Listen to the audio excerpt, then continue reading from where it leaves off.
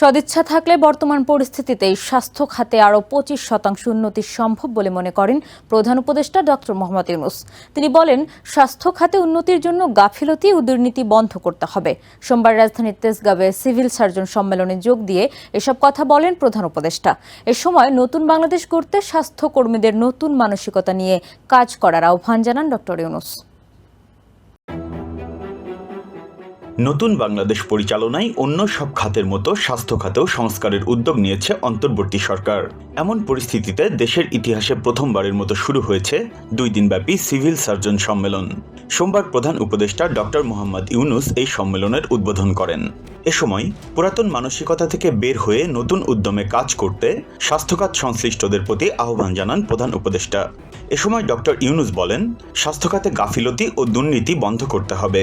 এ খাতের উন্নয়নে ঐক্যবদ্ধভাবে কাজ করার বিকল্প নেই।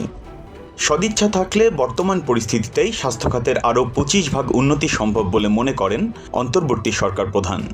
এ সম্মেলনের মধ্য দিয়ে স্বাস্থ্যসেবায় নতুন যাত্রা শুরু হলো বলেও মনে করেন প্রধান উপদেষ্টা। Biprajit Chanda, TVN 24 news desk.